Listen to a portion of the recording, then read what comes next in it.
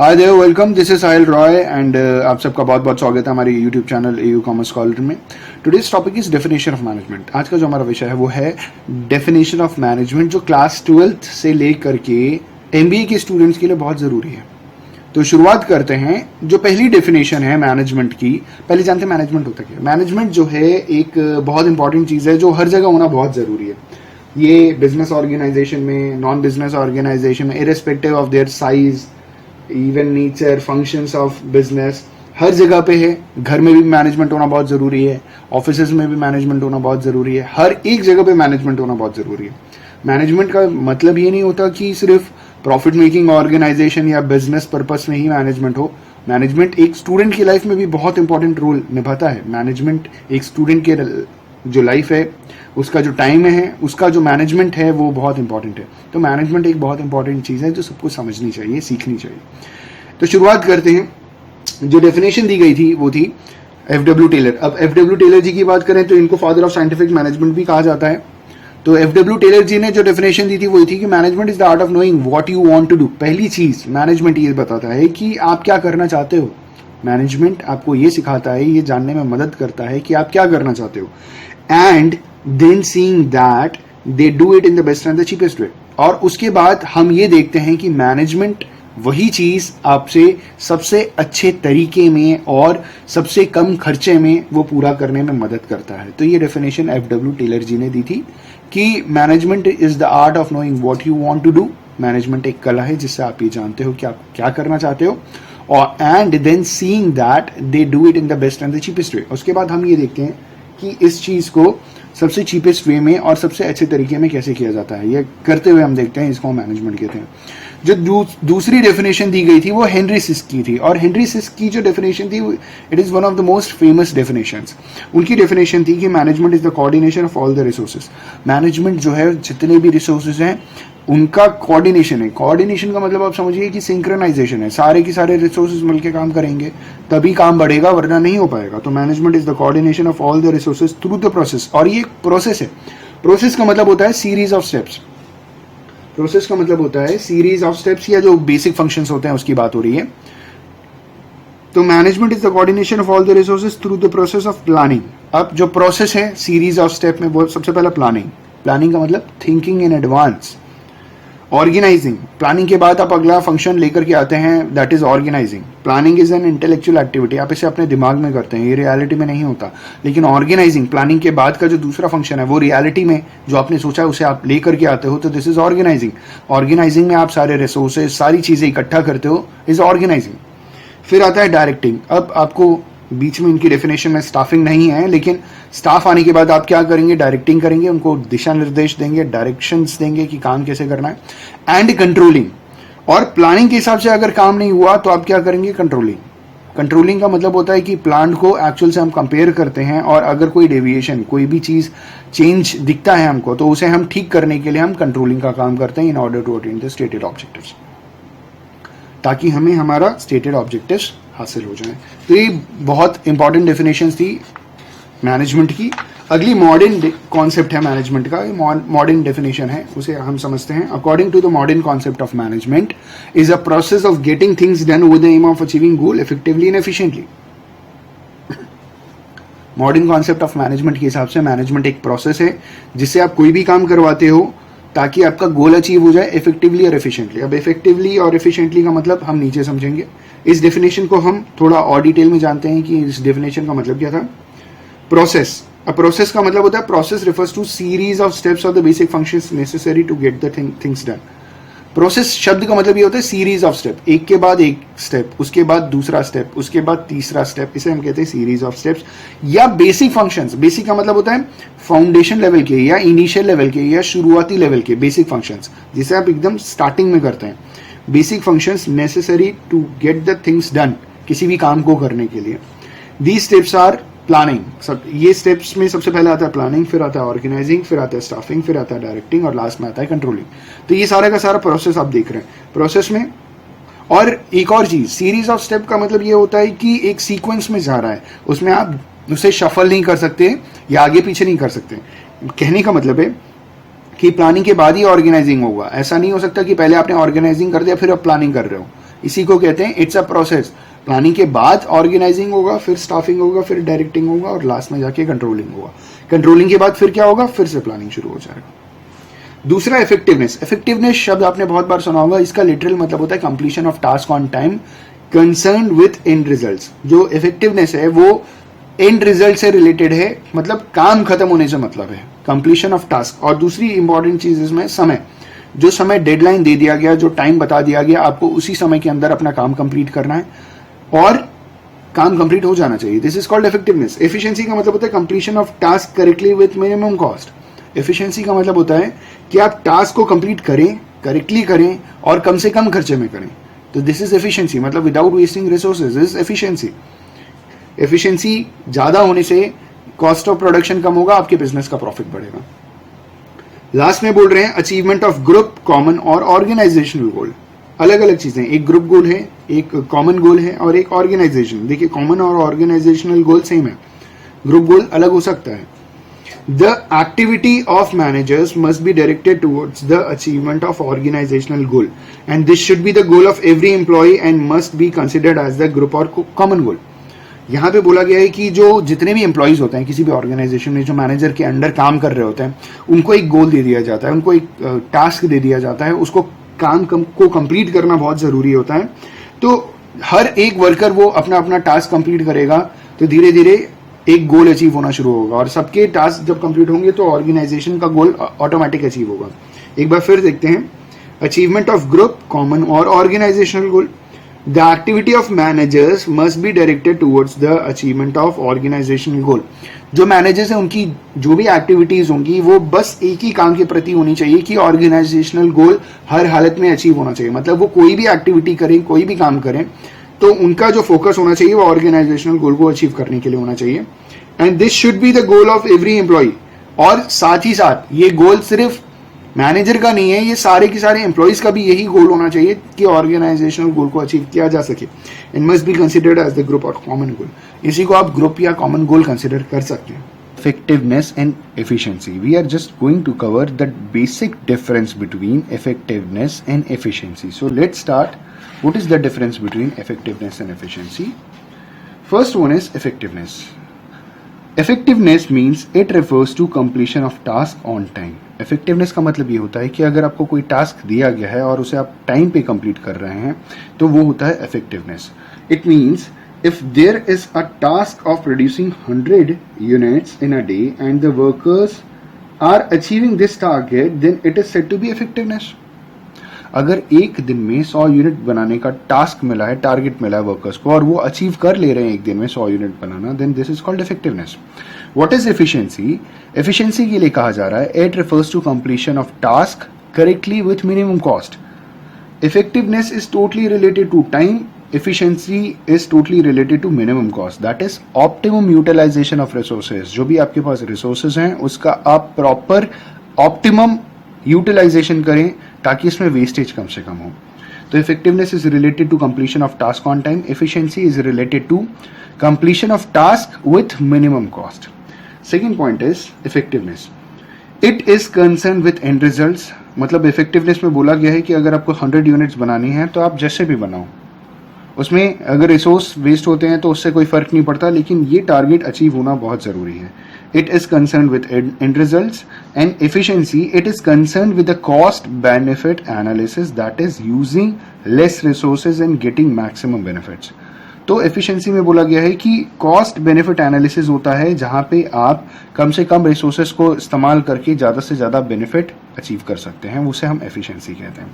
Effectiveness में तीसरा point कहा गया है producing target production on time.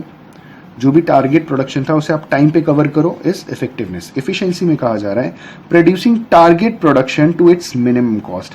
तो एफिशिएंसी के लिए एक बात समझ में आ गई कि it is totally related to minimum cost, optimum utilisation of resources. लेकिन इफेक्टिवनेस के लिए it is totally related to time. तो ये बेसिक डिफरेंस था इफेक्टिवनेस और एफिशिएंसी। लेकिन there is a relationship between effectiveness and efficiency. अब रिलेशनशिप क्या होता है? That is effectiveness and efficiency are equally important as being effective means completing the task on time, but it is not enough to just complete the task on time, but it must be done correctly without any wastage of resources। तो जो management का काम होता है वो यही होता है कि इफेक्टिवनेस और एफिशिएंसी के बीच में बैलेंस लेकर के चलना, to maintain a balance between effectiveness and efficiency. Secondly, effectiveness and efficiency together leads to higher profits and prosperity of an organization. अगर इफेक्टिवनेस और एफिशिएंसी है तो ऑर्गेनाइजेशन के लिए बहुत बेनिफिशियल है, ऑर्गेनाइजेशन प्रॉस्पर करेगा. और लास्ट में ये बात बोली जा रही है, अगर ऑर्गेनाइजेशन में इफेक्टिवनेस और एफिशिएंसी नहीं है तो वहां पे क्योस होगा, ऑर्गेनाइजेशन फेल हो जाएगा.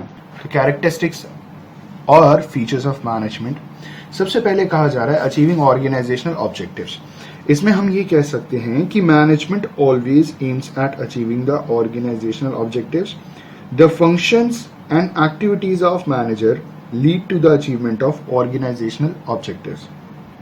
साधारण शब्दों में इसकी बात करें तो मैनेजमेंट का जो मेन एम होता है, जो भी मैनेजर्स काम करते हैं, वो होता है टू अचीव ऑर्गेनाइजेशनल ऑब्जेक्टिव्स.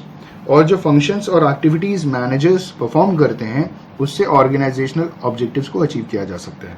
जैसे हम ये कह सकते हैं कि अगर मान लीजिए किसी ऑर्गेनाइजेशन का ऑब्जेक्टिव है to sell 100 cars in a month, तो मैनेजर क्या करेगा, manager will plan a course of action, motivate all the employees and organize all the resources keeping in mind the target of achieving or the sale of 100 cars in a month. तो managers basically 3 काम करेगा. सबसे पहले वो plan course of action करेगा, मतलब जो भी आपको काम करना है, plan a course of action. दूसरा वो क्या करेगा, वो मोटिवेट करेगा अपने एम्प्लॉयज को, मोटिवेशन. और तीसरा ऑर्गेनाइज करेगा और सारे के सारे रिसोर्सेज को, ताकि 100 कार्स इन अ मंथ का टारगेट अचीव हो जाए. तो this is achieving organisational objective. ये सबसे पहला कैरेक्टरिस्टिक्स या फीचर होता है मैनेजमेंट का. दूसरा कहा जा रहा है इट्स अ डिस्टिंक्ट एक्टिविटी. अगर डिस्टिंक्ट एक्टिविटी की बात करें तो व्हाट इज एक्टिविटी.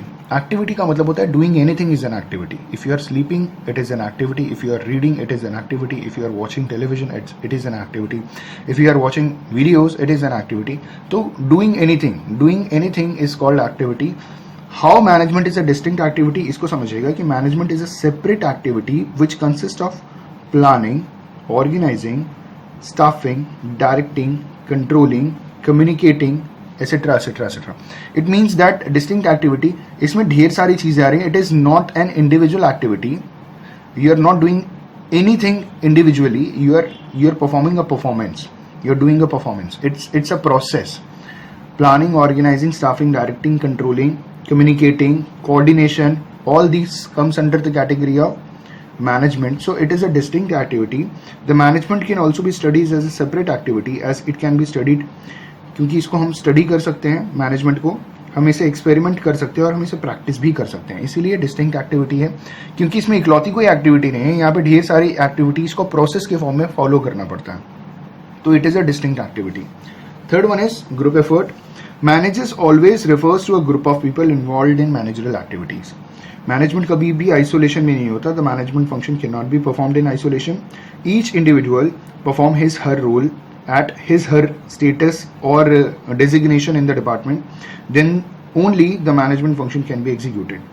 जो भी इंसान काम कर रहा है वो अपने डेजिग्नेशन पे, जो उसका स्टेटस है, जो उसका लेवल है, जिस लेवल पर काम कर रहा है उस लेवल पे वो प्रॉपरली काम करेगा, तभी वो जो ग्रुप एफर्ट है वो अचीव हो पाएगा और मैनेजमेंट का जो गोल ऑब्जेक्टिव है वो अचीव हो पाएगा. Even the result of the management affects every individual in every department of the organization. So it always refers to a group effort and not the individual effort of one person. तो management में अगर आपने organisational objective achieve कर ली तो हम ये नहीं कह सकते कि एक इंडिविजुअल के करने पे हुआ. ये पूरे के पूरे ग्रुप का एक एफर्ट था, तभी ऑर्गेनाइजेशन ने अपने ऑब्जेक्टिव को अचीव किया. Fourth point is intangible. Management function can not be physically seen but its presence can be felt. Management function को हम देख नहीं सकते, लेकिन उसका प्रेजेंस हम फील कर सकते हैं कि चीजें प्रॉपरली ऑर्गेनाइज्ड हैं, सिस्टमैटिक हैं कि नहीं. The presence of management can be felt by seeing the orderliness and coordination in working environment. It is more easy to feel the presence of mismanagement as it leads to chaos and confusion in the organization. अगर proper management है तो आप orderliness देख सकते हो, सारी चीजें proper आप देख सकते हो. लेकिन अगर मैनेजमेंट प्रॉपर नहीं है तो आप क्योस, डिसऑर्डर, कंफ्यूजन देख सकते हो ऑर्गेनाइजेशन के अंदर. तो मैनेजमेंट इज इंटैंजिबल, आप इसे महसूस कर सकते हो किसी भी ऑर्गेनाइजेशन के अंदर. Fifth point is influence behaviour. Managers do not perform all the work themselves, rather they guide people how to do the work. Managers कभी पूरा काम खुद से नहीं करते, मैनेजर्स हमेशा अपने सबऑर्डिनेट्स को गाइड करते हैं कि कौन सा काम आपने कैसे करना है, ठीक है। They influence the behaviour of all the employees in such a way that ultimate goal of the organisation can be achieved effectively and efficiently. तो ये जो इन्फ्लुएंस बिहेवियर है, लोगों को जो मोटिवेट करने का काम है, मैनेजर्स जो करते हैं वो इस हिसाब से मोटिवेट करते हैं, इन बिहेवियर को इन्फ्लुएंस करते हैं कि इंसान इफेक्टिवली और एफिशिएंटली काम करना शुरू कर देता है, जिससे वो इंडिविजुअल गोल भी अचीव कर सकता है, और इंडिविजुअल गोल जैसे ही टारगेट अचीव हो जाता है वैसे ऑर्गेनाइजेशनल गोल और टारगेट भी अचीव हो जाता है। तो दिस इज इन्फ्लुएंस बिहेवियर, ये मैनेजर्स का काम होता है। To influence behaviour of others, managers create healthy environment and motivated environment so that all individuals work in a common goal to achieve organisational goals. तो इस हिसाब से काम किया जाता है कि सारे के सारे एक तरफ काम करना शुरू कर देते हैं ताकि ऑर्गेनाइजेशनल गोल और ऑब्जेक्टिव अचीव हो जाए। Question point number 6, management is a composite process. अब मैनेजमेंट एक कॉम्पोजिट प्रोसेस क्या है? What is process? Process is sequence of steps. Process का मतलब होता है सीक्वेंस ऑफ स्टेप्स, और मैनेजमेंट में क्या आता है? Planning, organising, staffing, directing, controlling. इसके सीक्वेंस होते हैं, मतलब you can not do organising without planning, you can not do staffing without organising, you can not direct without staffing, you can not control without directing. तो it's a process, it's a composite process. इसीलिए कहा जाता है कि management consist of series of functions which must be performed in a proper sequence.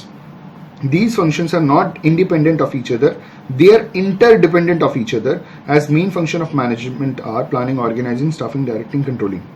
अब समझ में आ गया होगा आपको कि इसी रीजन से it is a composite process, क्योंकि प्लानिंग मतलब ऑर्गेनाइजिंग बिना प्लानिंग के हो नहीं सकती, स्टाफिंग बिना ऑर्गेनाइजिंग की नहीं हो सकता, डायरेक्टिंग बिना स्टाफिंग के नहीं हो सकता, कंट्रोलिंग बिना डायरेक्टिंग के नहीं हो सकता। तो उम्मीद है आपको ये कंपोजिट प्रोसेस समझ में आ गया होगा। अगला जो पॉइंट है वो है कोऑर्डिनेशन फोर्स। अब कोऑर्डिनेशन फोर्स की अगर हम बात करें तो coordination force in management functions always tries to coordinate various activities of departments and organisation.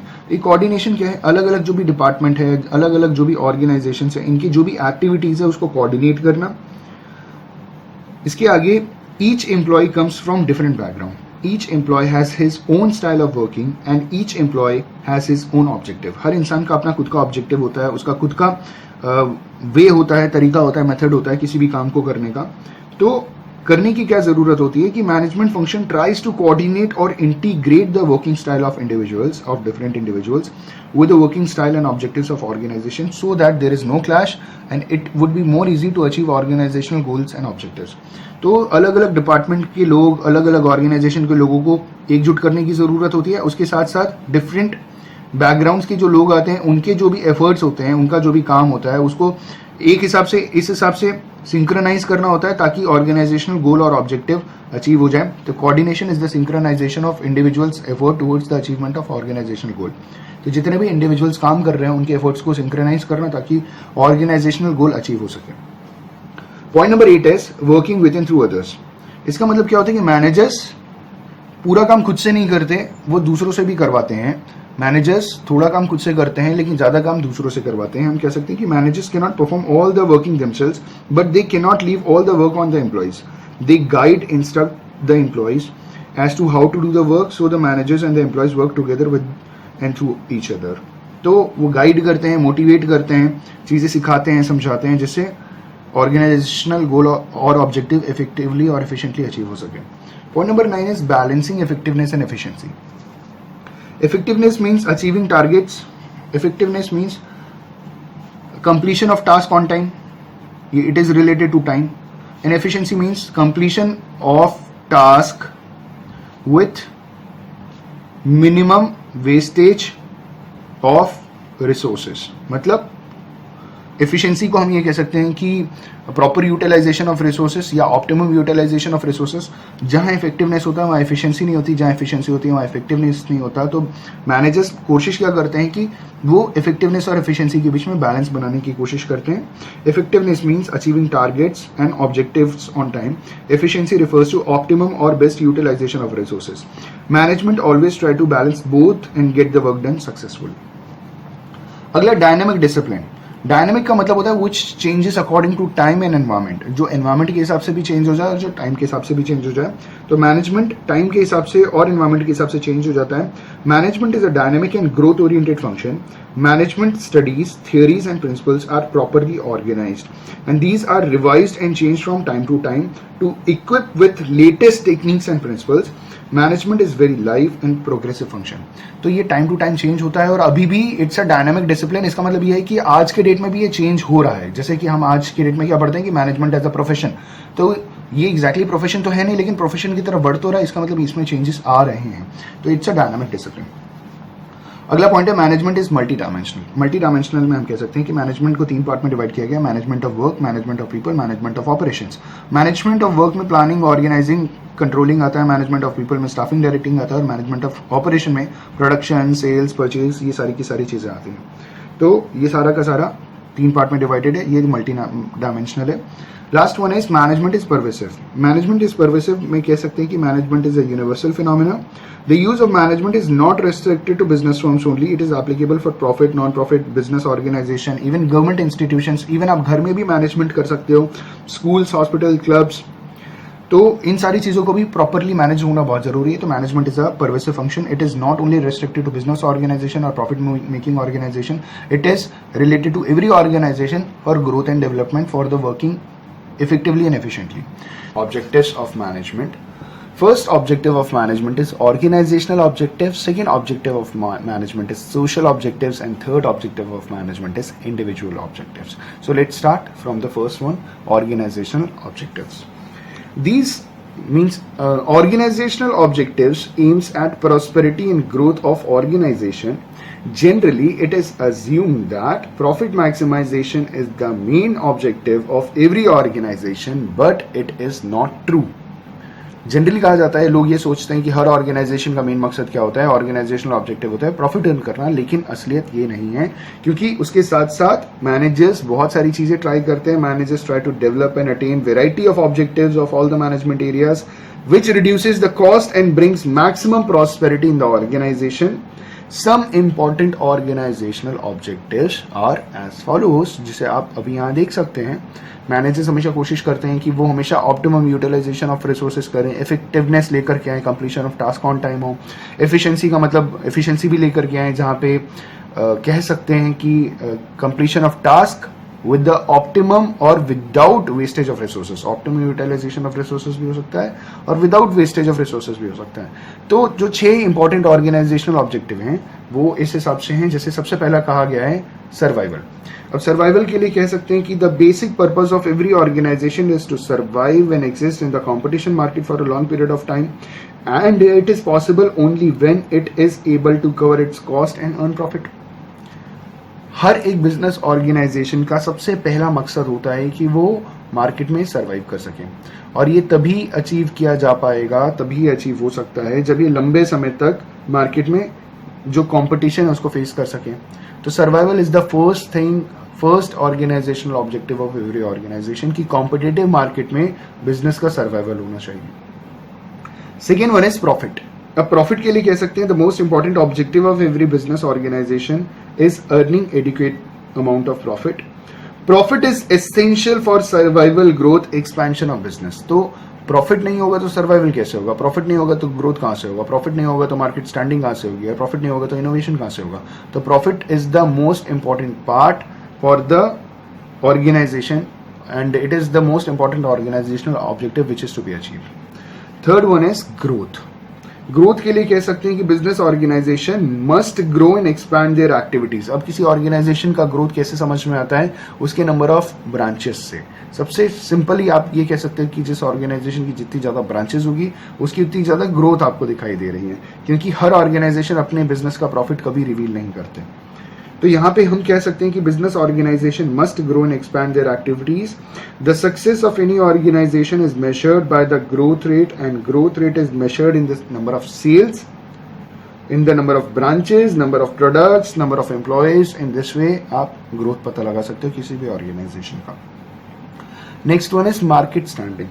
Market standing में कह सकते हैं it refers to share and position of the company in the market. Market में आपकी कंपनी की क्या position है, क्या किस पोजीशन पे आपकी कंपनी आती है, ऑर्गेनाइजेशन आता है. The management always aims at maximizing the share and get the full control over a large share of market in comparison to the competitors. तो जो भी मैनेजर्स है वो हमेशा पूरी ये कोशिश करते हैं कि उनकी कॉम्पिटिटर पे हावी उनकी कंपनी रहे, उनके प्रोडक्ट्स रहें. तो दिस इज मार्केट स्टैंडिंग. सबसे पहले सर्वाइवल, और सर्वाइवल प्रॉफिट की मदद से होता है. प्रॉफिट अर्न किया तो सर्वाइवल हो गया, ग्रोथ हो गया, और प्रॉफिट की मदद से अब मार्केट स्टैंडिंग की. अब मार्केट में आपकी ऑर्गेनाइजेशन का, कंपनी का नाम है.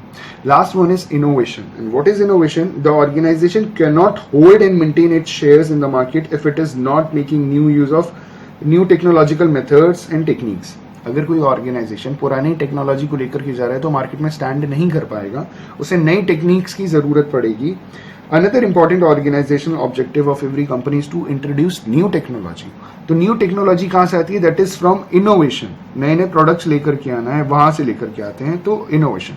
एक और पॉइंट है, दैट इज प्रोडक्टिविटी. एक और चीजें होती हैं, वो है, जैसे ई के बाद अगर मैं पॉइंट एक ऐड करना चाहूं, वो है प्रोडक्टिविटी. अब प्रोडक्टिविटी की अगर मैं बात करूं तो इसमें ये कह सकते हैं, improving the production efficiency is also an important organisational objective of management. मतलब मैनेजमेंट हमेशा ट्राई क्या करता है कि हर इंसान अपनी प्रोडक्टिविटी को इंक्रीज करे, अपनी एफिशिएंसी को और बढ़ाता चला जाए. तो दिस इज प्रोडक्टिविटी. हर एक पर्टिकुलर इंडिविजुअल को प्रोडक्टिविटी बढ़ेगी तो ऑर्गेनाइजेशन की प्रोडक्टिविटी ऑटोमेटिक बढ़ जाएगी. Second one is social objectives. और social objective is totally related to the society, जिसमें सबसे पहले कहा गया supply of quality products at reasonable prices. तो ऑब्जेक्टिव्स ऑफ मैनेजमेंट जो सोसाइटी के प्रति है वो ये है कि क्वालिटी प्रोडक्ट आप क्या करें, रीजनेबल प्राइस पे सेल करें. Second one is contribution towards the desirable civic activities.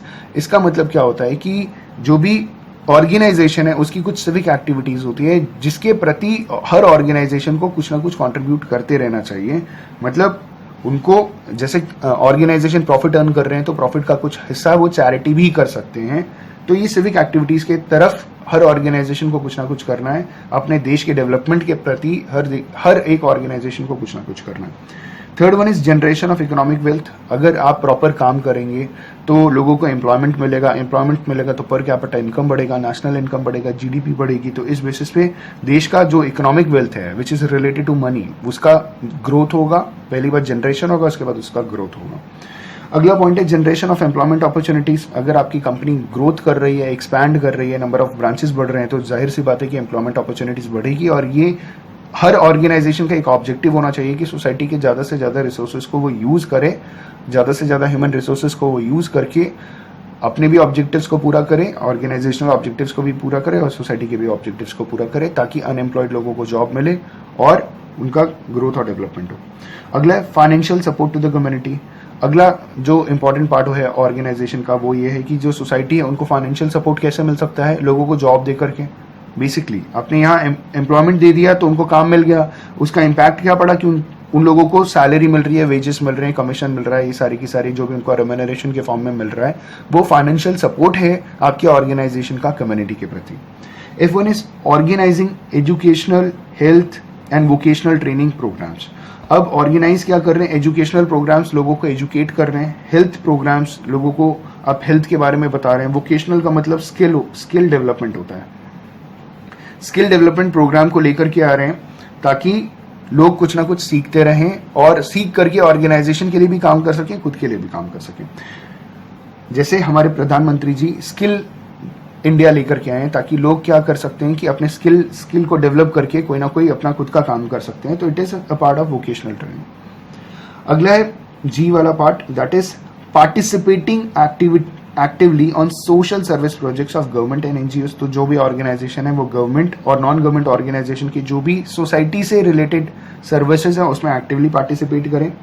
Using environmental friendly methods of production. Environmental friendly method का मतलब कि आप एनवायरमेंट को डिग्रेड ना करें, एनवायरमेंट को आपके ऑर्गेनाइजेशन से, आपकी गुड्स और सर्विसेज से ज्यादा नुकसान ना पहुंचे. आप ऐसा मेथड लेकर के आए जिससे ऑर्गेनाइजेशन को कोई दिक्कत ना हो. Last point is providing employment opportunities to weaker section of the society. जो एकदम जैसे ऊपर बोला गया था कि जनरेशन ऑफ एम्प्लॉयमेंट अपॉर्चुनिटीज, उसी के साथ साथ ये भी बोला गया है जहाँ पे weaker section of the society की बात की जा रही है, जो लोग बहुत गरीब हैं, जो ज़्यादा एजुकेटेड नहीं है, क्योंकि पैसा नहीं था तो एजुकेशन नहीं था उनके पास, उनके लिए भी कुछ ना कुछ एम्प्लॉयमेंट अपॉर्चुनिटीज लेकर के। अब last one is individual objectives, इसे इंडिविजुअल ऑब्जेक्टिव्स भी कह सकते हैं। इसमें सबसे पहली चीज़ है कॉम्पिटिटिव सैलरी। तो जो भी आपके ऑर्गेनाइजेशन में वर्कर्स काम कर रहे हैं, top level managers, middle level managers, lower level managers, workers, तो वेज वर्कर्स, सैलरीड वर्कर्स, तो इन सब की जो भी सैलरी होनी चाहिए वो कॉम्पिटिटिव सैलरी होनी चाहिए, जितना जिस हिसाब से काम उस हिसाब से सैलरी होनी चाहिए। Second one is personal growth and development, मतलब उनका promotion, training, company organisation time to time उनको प्रमोट करे, उनको ट्रेन करे, जिस वजह से उनका पर्सनल ग्रोथ और डेवलपमेंट हो। पेयर रिकॉग्निशन का मतलब क्या होता है? Self respect and respect for colleagues, की जहां पे आप खुद की भी रिस्पेक्ट एक्सपेक्ट कर सकें और दूसरों की भी को भी आप रेस्पेक्ट दे सकें। तो जब हम रेस्पेक्ट देते हैं तभी हमको रेस्पेक्ट मिलता है। तो ऑर्गेनाइजेशन का एक एनवायरनमेंट ऐसा होना चाहिए, और होता भी है हर जगह पे, जहां पे हम दूसरों को रेस्पेक्ट देते हैं और सामने वाले हमें रेस्पेक्ट देते हैं। तो this is called pair recognition. अगला पॉइंट है सोशल रिकॉग्निशन। सोशल रिकॉग्निशन का मतलब आपका ऑर्गेनाइजेशन इतना वेल डेवलप होना चाहिए, इतना अच्छा होना चाहिए कि सोसाइटी के लोग भी ये बोलें कि आप इतने बड़े ऑर्गेनाइजेशन का पार्ट हैं। जैसे if someone is working in army, someone is working in air force, someone is working in navy, तो उनकी यूनिफॉर्म को देख करके समझ में आता है, लोग रिकॉग्नाइज करते हैं, सोसाइटी रिकॉग्नाइज करती है कि ये इंडियन आर्मी में काम करते हैं, इंडियन नेवी में काम करते हैं, या इंडियन एयरफोर्स के मेंबर हैं, इंडियन एयरफोर्स में काम करते हैं। तो दिस इज सोशल रिकॉग्निशन की सोसाइटी आपको पहचानती है कि आप एक बहुत बड़े ऑर्गेनाइजेशन का एक पार्ट है। Good and healthy working conditions, तो आप जिस भी ऑर्गेनाइजेशन में काम करें, आपको लंबे समय तक इफेक्टिवली एफिशिएंटली अगर काम करना है तो वहां का अच्छा वर्किंग कंडीशन होना बहुत जरूरी है। तो ये ऑर्गेनाइजेशन का ऑब्जेक्टिव है कि अपने इंडिविजुअल्स को एक अच्छा वर्किंग एनवायरमेंट और कंडीशन प्रोवाइड करें। Importance of management, first one is management helps in achieving group goal. Management group गोल को अचीव करने में कैसे हेल्पफुल है? जैसे कह सकते हैं कि management tries to integrate the objectives of individual along with the organizational goal. कहा जा रहा है कि मैनेजमेंट इंडिविजुअल ऑब्जेक्टिव को इंटीग्रेट करते हैं ऑर्गेनाइजेशनल गोल के प्रति, ताकि इंडिविजुअल ऑब्जेक्टिव भी अचीव किया जा सके और ऑर्गेनाइजेशनल गोल को भी इफेक्टिवली और एफिशिएंटली अचीव किया जा सके। Management directs the efforts of all individuals in the common directions of achieving organizational goal. तो जितने भी इंडिविजुअल्स हैं, एक ऑर्गेनाइजेशन में बहुत सारे ह्यूमन रिसोर्स काम करते हैं, तो जितने भी इंडिविजुअल्स हैं उनका जो ऑब्जेक्टिव है इस हिसाब से होना चाहिए ताकि ऑर्गेनाइजेशनल गोल को अचीव किया जा सके। तो management helps in achieving organizational goal. हर एक इंडिविजुअल अपने ऑब्जेक्टिव को अचीव करेगा, अपने टारगेट को अचीव करेगा, धीरे धीरे ऑर्गेनाइजेशनल गोल अचीव हो जाएगा। Second one is management brings harmony in work. Management किस चीज में हेल्प करता है? To bring harmony in work, and here harmony means agreement और peaceful acceptance।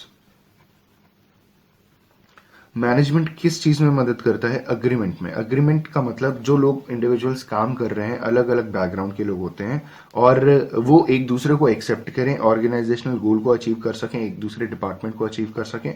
तो management brings harmony in work. इसमें कह सकते हैं कि in an organisation employees comes from different backgrounds. They have different attitudes and different styles of working. And if everyone start following his own style, it can lead to chaos and confusion in the organization. By giving a proper directions, हम कह सकते हैं कि manager brings uniformity and harmony in the action of employees. So in this way, management brings harmony in work. Now the third one is management improves efficiency.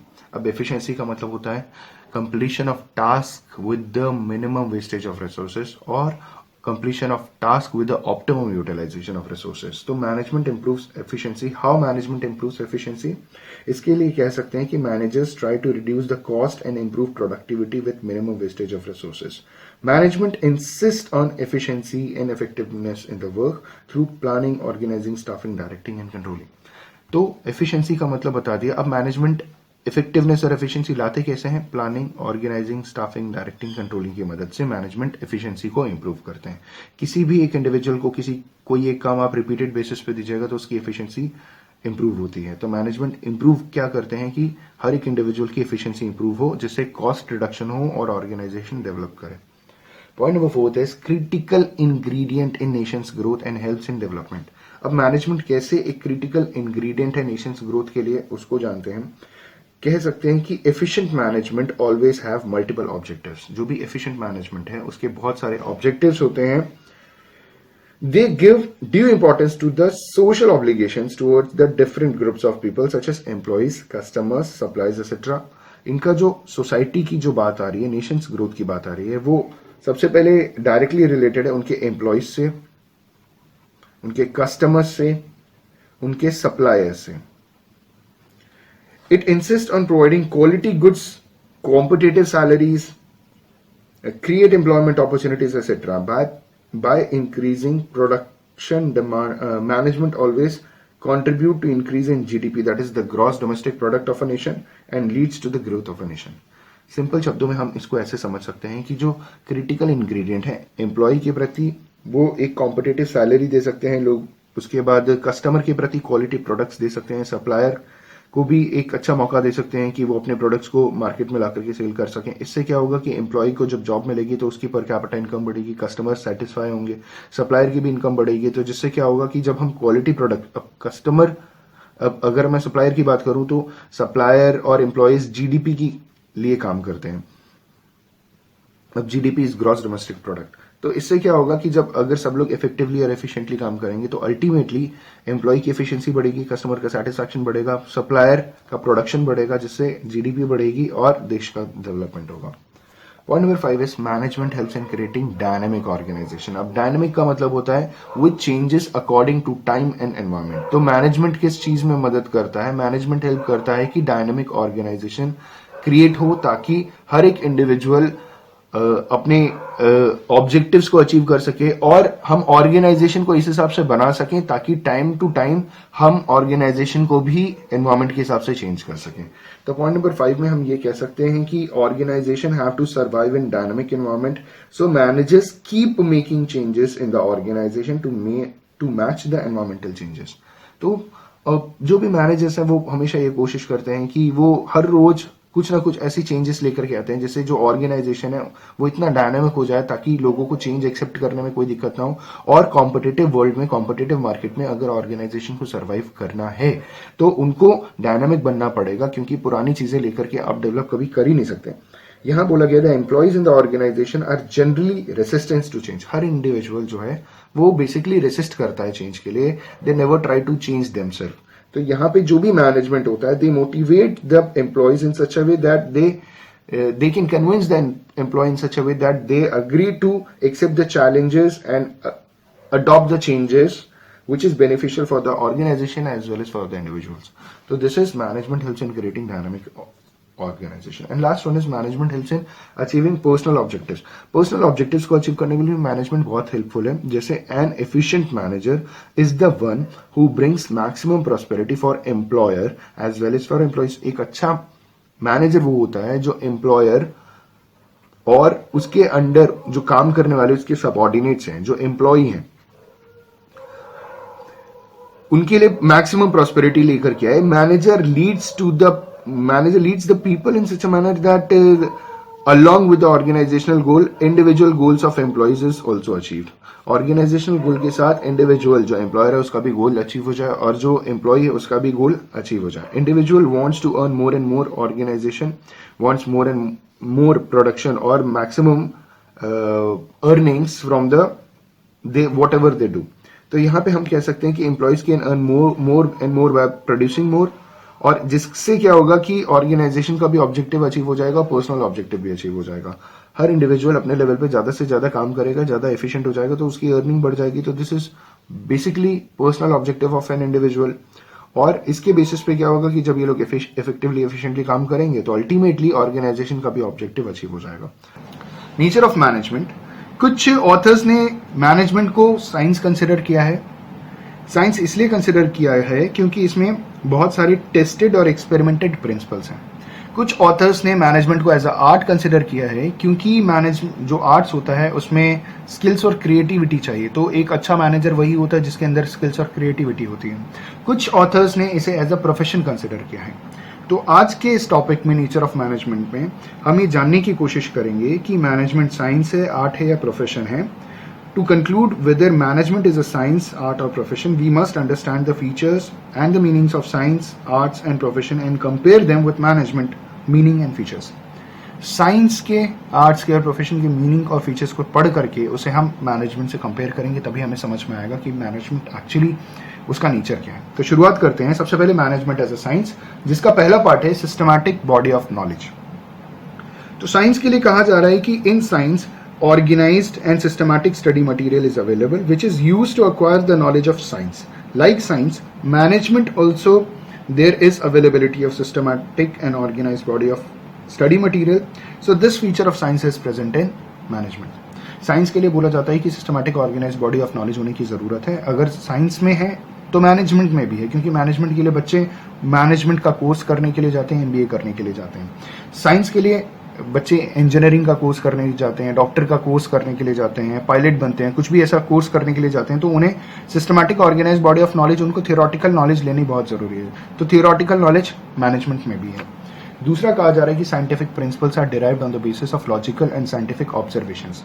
तो जो science के जो भी प्रिंसिपल्स है उसे लॉजिकल और साइंटिफिक ऑब्जर्वेशंस के basis के ऊपर डिराइव किया जाता है। तो मैनेजमेंट में ऐसे ही कुछ होता है। देखते हैं इसे कि scientific principles are derived on the basis of logical and scientific observations. The scientists perform logical observations before deriving any principle or theory. They are very objective while doing the observations. But when managers are observing, they have to observe human beings, and observation of human beings cannot be purely logical and objective. Some kind of objectivity enters in the observation, so that this feature of management is not this feature of science is not present in management. मतलब इसका मतलब ये है कि जो science की चीज़ें हैं, जो भी साइंटिस्ट हैं, वो जो भी चीज़ों का एक्सपेरिमेंट करते हैं वो लॉजिकल और साइंटिफिक ऑब्जर्वेशन के बेसिस पे करते हैं, लेकिन मैनेजर्स ऐसा प्रिंसिपल फॉलो नहीं कर सकते, क्योंकि अलग अलग इंडिविजुअल, अलग अलग बैकग्राउंड के लोग जो होते हैं, उनका अलग अलग टाइम पे, अलग अलग सिचुएशन के बेसिस पे उनका जो बिहेवियर होता है अलग होता है। तो हमेशा सेम रिजल्ट नहीं मिलेगा। इसीलिए साइंटिफिक प्रिंसिपल्स जो डिराइव किए गए हैं, साइंस में भी लॉजिकल रीजनिंग के बेसिस के ऊपर डिराइव किए गए हैं, मैनेजमेंट में उस बेसिस पे किया नहीं जा सकता, क्योंकि रिजल्ट हमेशा सेम नहीं आएगा। तो ये प्रिंसिपल फॉलो नहीं होता साइंस का। Third one is principles are based on repeated experiments. अगर हम साइंस की बात करें तो साइंस में जो प्रिंसिपल्स है वो रिपीटेड एक्सपेरिमेंट्स के बेसिस के ऊपर है। जैसे बिफोर डिराइविंग और developing scientific principles, scientist test these principles under different conditions and places.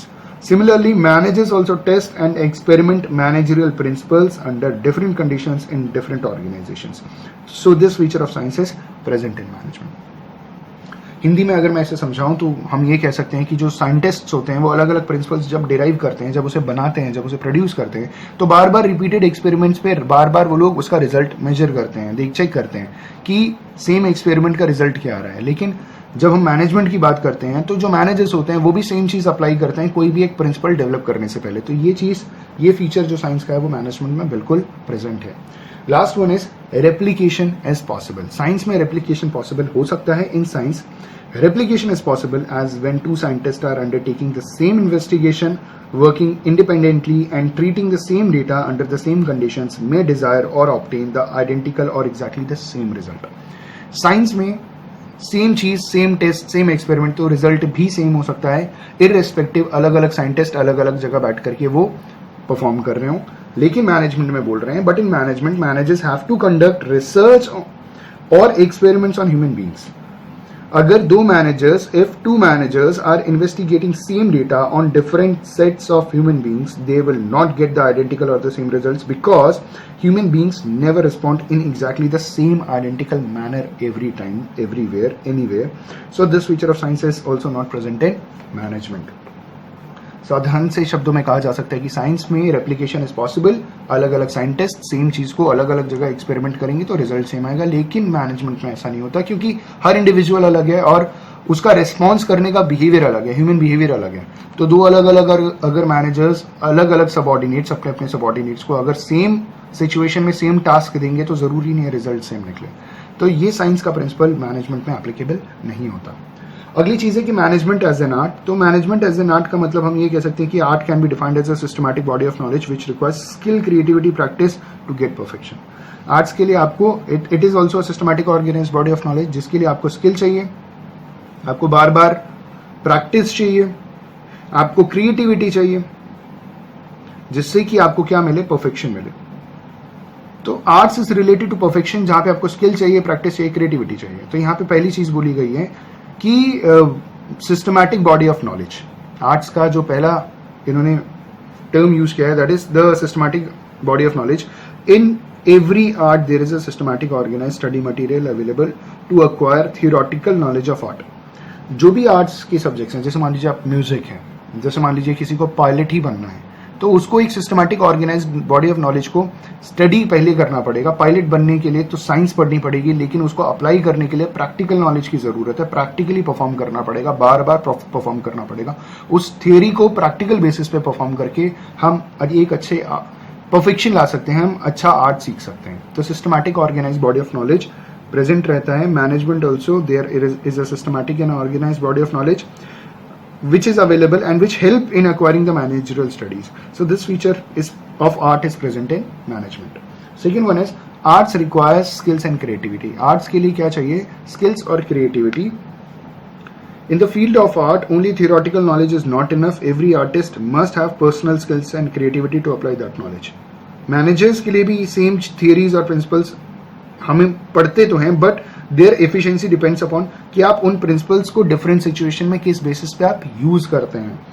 These in management also, all the managers learn same management theories and principles, but their efficiency depends only how well they use these principles under different situations by applying personal skills and creativity. So this feature of art is also present in management. तो हर manager का जो creativity है, skill है, वो art का ये जो feature है वो मैनेजमेंट में एग्जैक्टली प्रेजेंट है। और last one is arts require regular practice. तो मैनेजमेंट के लिए भी रेगुलर प्रैक्टिस की जरूरत है।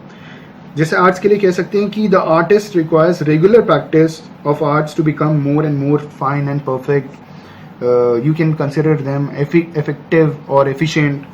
Without practice artist lose their perfection. अगर आर्टिस्ट अगर बार बार प्रैक्टिस नहीं करेगा तो उसका परफेक्शन खत्म हो जाएगा।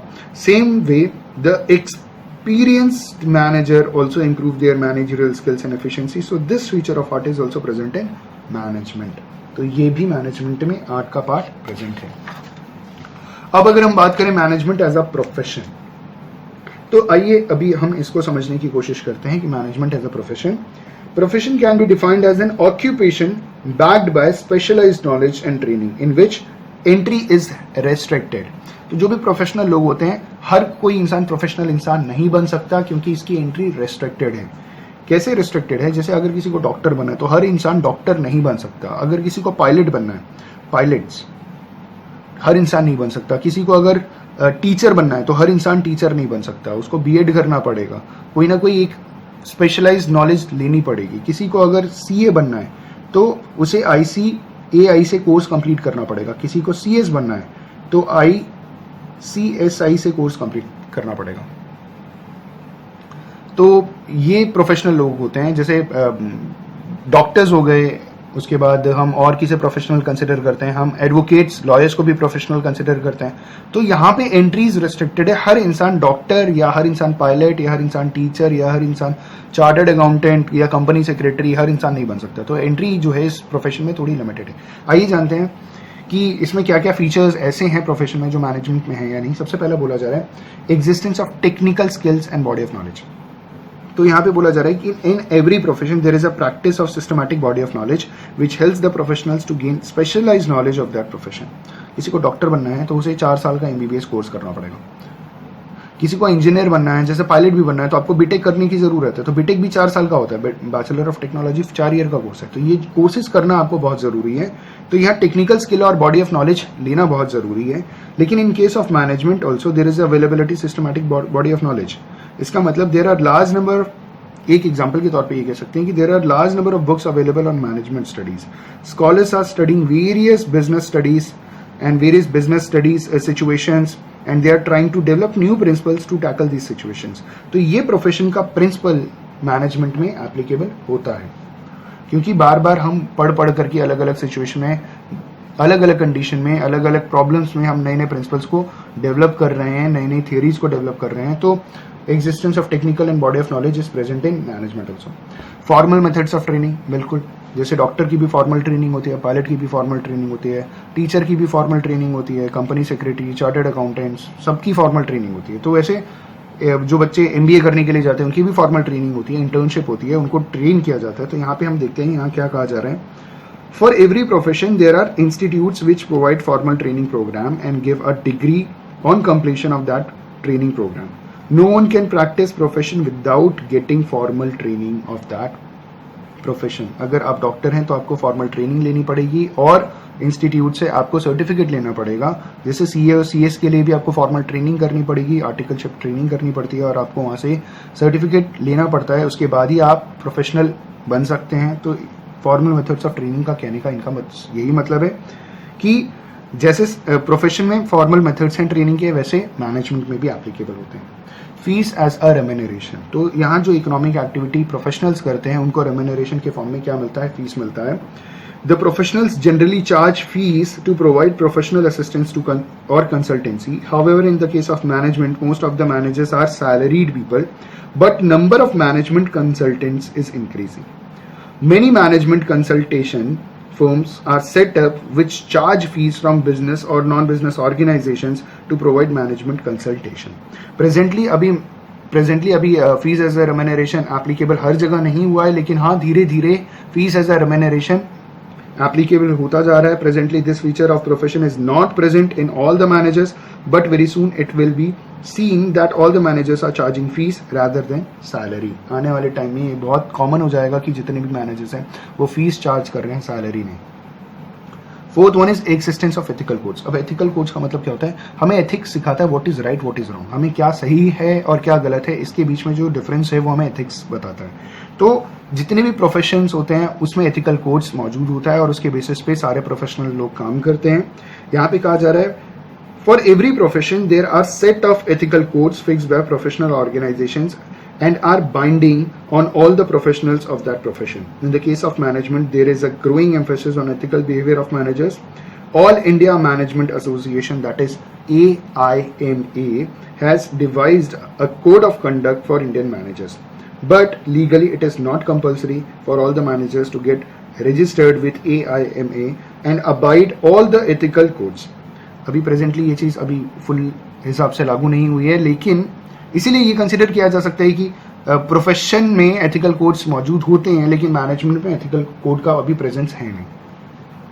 लास्ट पॉइंट कहा जा रहा है कि इस्टेब्लिशमेंट ऑफ रिप्रेजेंटेटिव ऑर्गेनाइजेशन. इसका मतलब ये हुआ कि for all the professional organizations are established and every professional has to get himself registered with his association before practicing that profession. जैसे अगर आपको CA बनना है तो ICAI में खुद को रजिस्टर कर दीजिए, उसके बाद ही आप ट्रेनिंग कर सकते हैं, उसके बाद वहाँ से जब सर्टिफिकेट मिलेगा तब आप उस प्रोफेशन को प्रैक्टिस कर पाएंगे. Same thing is applicable for CS, same thing is applicable for doctors, same thing is applicable for advocates, that is lawyers, same thing is applicable for teachers. आपको कहीं ना कहीं से तो BEd करना ही पड़ेगा ना, कहीं ना कहीं से तो टीचिंग की डिग्री लेनी ही पड़ेगी ना. तो और ये जो डिग्री देगा वो एक एजुकेशनल इंस्टीट्यूट ही देगा ना, रिप्रेजेंटेटिव बॉडी, एक रिप्रेजेंटेटिव ऑर्गेनाइजेशन ही देगा जिसके बेसिस पे आप प्रोफेशन काम कर सकते हैं. तो यहाँ पे इन्होंने बोला for all the professional organizations are established, every professional has to get himself registered with his associate before practicing that profession. तो this feature is also present. Levels of management के लिए हम ये कंसिडर कर सकते हैं कि in companies a large number of persons are employed and placed at different places to perform different managerial activities. To carry on these activities, these employees are given necessary authority and responsibility. This grant of authority results in the creation of chain of authority. This chain of authority is divided into 3 levels, which results in the creation of 3 levels of management. The main 3 levels of management are top level, middle level and lower level. अब top level management में कौन कौन होता है? Top level managers consist of board of directors, chairmans etcetera. Middle level management में आते हैं purchase manager, sales manager, marketing manager. Lower level management में आते हैं supervisor, superintendent, foreman, section officer etcetera. ये इन सारे लेवल्स को हम थोड़ा डिटेल में समझते हैं और साथ ही साथ इनके फंक्शंस को भी समझते हैं. तो टॉप लेवल मैनेजमेंट की अगर हम बात करें तो टॉप लेवल मैनेजमेंट में कहा जा रहा है top level management consists of chairman, board of directors, managing directors and general manager etc. It includes group of crucial persons essential for leading and directing the efforts of the other people. The manager working at this level is having maximum authority. अगर मैं word authority की बात करूं तो authority का मतलब होता है पावर टू टेक डिसीजंस. अब कहा गया टॉप लेवल मैनेजमेंट में बोर्ड ऑफ डायरेक्टर्स आते हैं, चेयरमैन आते हैं, मैनेजिंग डायरेक्टर आते हैं, जनरल मैनेजर्स आते हैं. इसके साथ साथ जो क्रूशियल लोग हैं जो ऑर्गेनाइजेशन के लिए बहुत जरूरी है वो सारे के सारे यहीं पे आते हैं. जो मैनेजर्स इस लेवल पे काम करते हैं उनके पास सबसे ज्यादा अथॉरिटी होती है, पावर टू टेक डिसीजंस. अब इनके मेन फंक्शंस क्या हैं? सबसे पहला फंक्शन कहा गया है main functions of top level managers are determining the objectives of enterprise. इसमें कह सकते हैं हम कि the top level managers formulate the main objectives of the organisation. They form long terms as well as short term objectives. तो इनका major काम क्या होता है कि ये ऑर्गेनाइजेशन के लिए ऑब्जेक्टिव डिसाइड करते हैं, तय करते हैं, बनाते हैं, long term as well as short term. Second one is framing plans and policies. The top level managers also frame plans and policies to achieve the set objectives. तो इनका बेसिक काम क्या होता है कि पॉलिसीज बना, प्लानिंग करना. Third one is organising activities to be perform by the persons working at middle level. तो जो मिडिल लेवल पे काम करते हैं उनके लिए ये लोग क्या करते हैं? एक्टिविटीज ऑर्गेनाइज करते हैं. जैसे कह सकते हैं हम कि the top level management assign jobs to different individuals working at middle level. तो जो टॉप लेवल, जैसे हायरार्की ऑफ मैनेजमेंट आपको मालूम होगी, इसको कहते हैं टॉप लेवल मैनेजमेंट. यहाँ आता है मिडिल लेवल मैनेजमेंट और यहाँ आता है लोअर लेवल मैनेजमेंट. इनके नीचे काम करते हैं वर्कर्स और टॉप लेवल मैनेजर्स के ऊपर होते हैं इक्विटी शेयर होल्डर्स. तो जो टॉप लेवल मैनेजर्स है वो क्या करते हैं? वो मिडिल लेवल के लिए काम, टास्क असाइन करते हैं, वो उनकी एक्टिविटीज को डिसाइड करते हैं. टॉप लेवल मिडिल लेवल की एक्टिविटीज को डिसाइड करते हैं. Point number 4 is controlling the performance of employees. जो ऑर्गेनाइजेशन है उसमें जो एम्प्लॉइज हैं उनका जो भी काम है उसको कैसे ये लोग कंट्रोल करते हैं. वो ये कह सकते हैं कि the top level management keeps a check on employees and their performance. They make sure that plans are implemented in the right direction. तो टॉप लेवल मैनेजमेंट हमेशा मिडिल लेवल के बारे में ये चीज ध्यान देते हैं कि जो भी प्लानिंग की गई है और जो उसका एग्जीक्यूशन है वो सही हिसाब से होना चाहिए. तो कंट्रोलिंग भी, तो टॉप लेवल क्या करता है? किसको कंट्रोल करता है? मिडिल लेवल मैनेजमेंट को. लास्ट पॉइंट कह रहे हैं, लास्ट पॉइंट है लिएजन विथ आउटसाइड वर्ल्ड, जैसे मीटिंग गवर्नमेंट ऑफिशियल एक्सेट्रा. इसका मतलब ये हो सकता है कि जो टॉप लेवल मैनेजर्स हैं, the top level management remain in contact with government, competitors, suppliers, media etcetera. तो इनका मेजर काम क्या होता है कि गवर्नमेंट के साथ मीटिंग करना, ऑफिशियल्स के साथ मीटिंग करना, कस्टमर्स के साथ मीटिंग करना, पब्लिक के साथ मीटिंग करना, कॉम्पिटिटर्स के बारे में जानकारी इकट्ठा करना. ये सारा का सारा काम टॉप लेवल मैनेजमेंट का होता है. तो ये था top level management.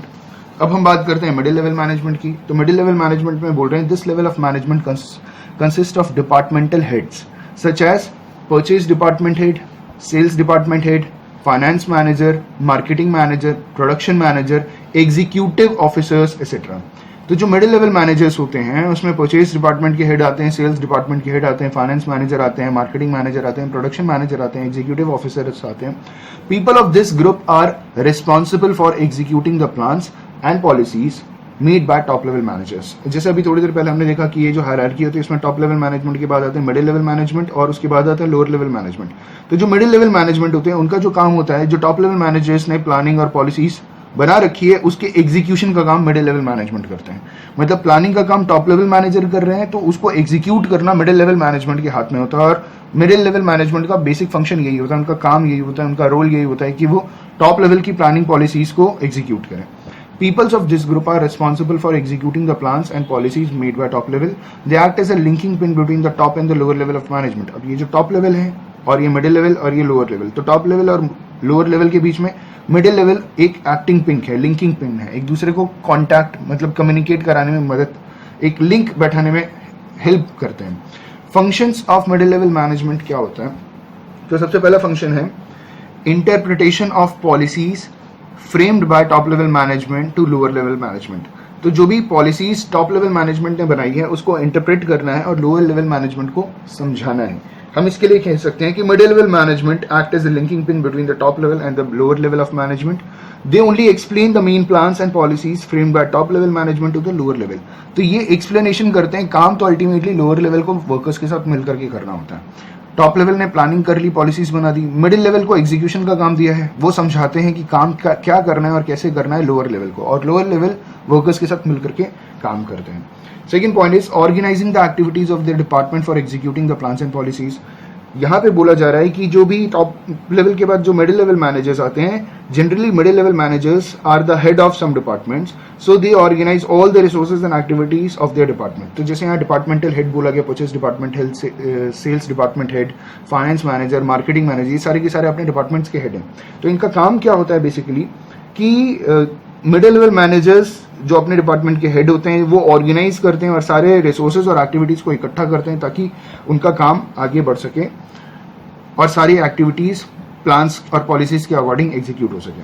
Third point is finding out और recruiting, selecting and appointing the required employees for the department.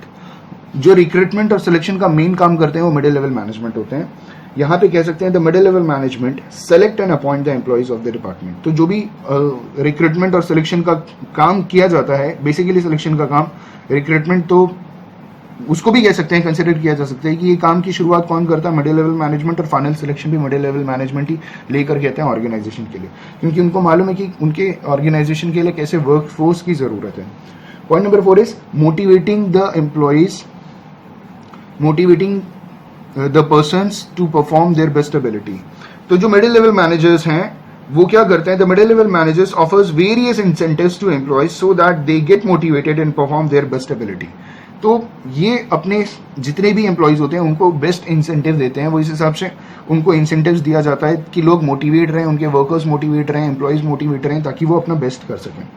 Fifth point is controlling and instructing the employees. जो मिडिल लेवल मैनेजर्स हैं वो क्या करते हैं, वो कंट्रोल करते हैं एम्प्लॉइज को और इंस्ट्रक्ट करते हैं. The middle level managers keep a watch on the activities of low level managers. They prepare their performance appraisal report. अब होता क्या है कि जैसे हायरार्की की अगर हम बात कर रहे थे तो टॉप लेवल किस पे ध्यान देते हैं, लोअर लेवल पे, सॉरी मिडिल लेवल पे, और मिडिल लेवल पे किस पे ध्यान देते हैं, लोअर लेवल पे. तो जो मिडिल लेवल है वो किसके ऊपर कॉन्सेंट्रेट कर रहे हैं, किसको कंट्रोल करेंगे, लोअर लेवल पे, controlling and instructing the employees.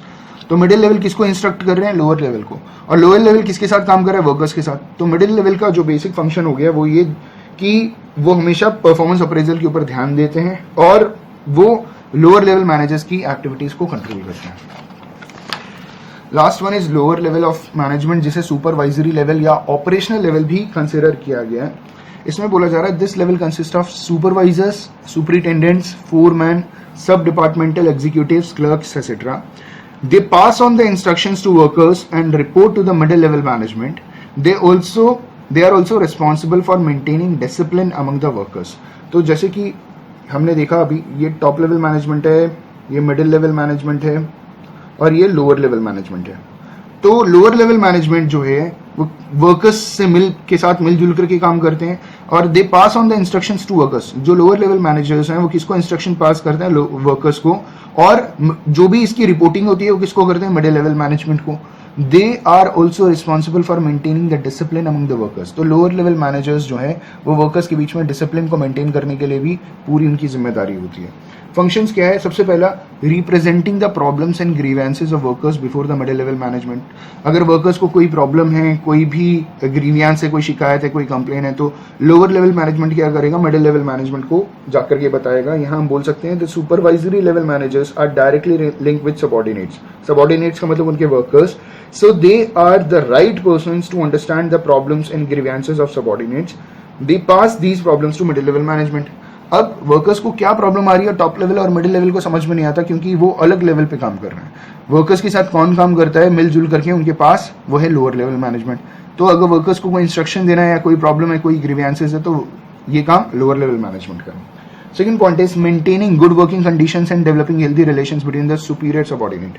तो यहाँ पे कहा गया है the supervisory managers provide good working conditions and create a supportive work environment which improve the relation between the supervisors and subordinates. तो यहाँ पे supervisors या superiors और subordinates के बीच में एक अच्छा रिलेशनशिप स्थापित करने में लोअर लेवल मैनेजमेंट का एक मेजर रोल है.